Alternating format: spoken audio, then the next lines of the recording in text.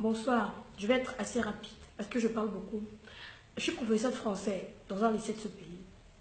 Je vais faire passer deux messages. Le premier message, en fait, c'est une question. Je voudrais vraiment une réponse.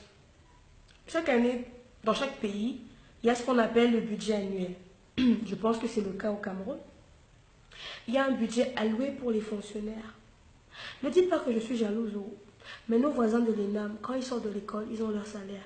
Les militaires, les gars du bien, ils ont leur salaire. Mais pourquoi quand c'est l'enseignant ou bien le médecin, il n'y en a pas? Hmm? Ma question est la suivante. Où est passé le budget pour payer les enseignants? Ça part où? La réfection des routes? Les stades pour la CAN?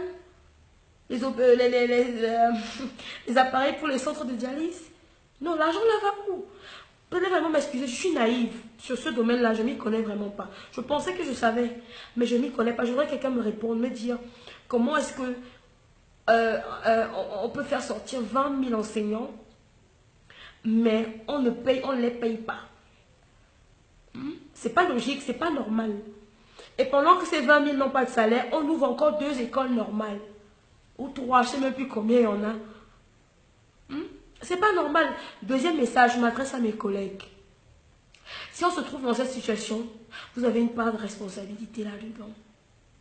Oui, parce que tu enseignes les enfants des gens.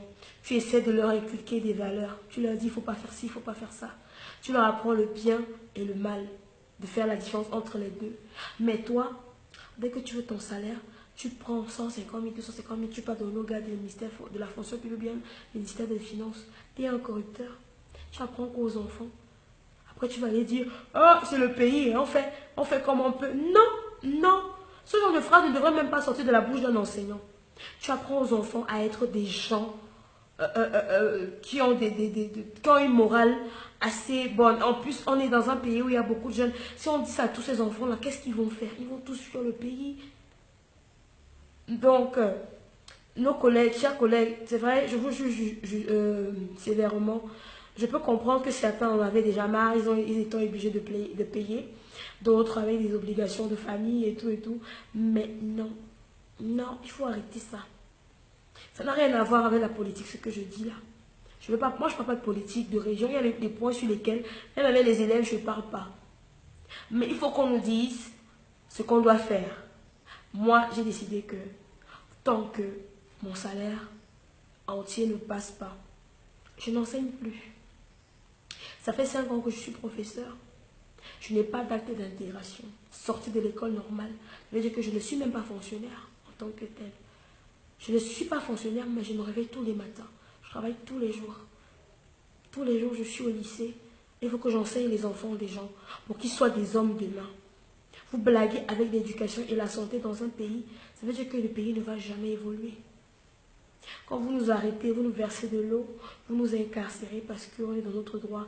C'est vrai, il n'y avait pas, il paraît qu'il n'y avait pas l'autorisation d'aller gréver, mais il faut nous comprendre. Et le matin, vous-même, vous êtes les premiers à l'habiller vos enfants, aller à l'école. Qui va les enseigner? Oh God, j'ai dit moi, je n'enseigne plus. Répondez à ma question. Où part le budget pour les fonctionnaires enseignants? Honnêtement.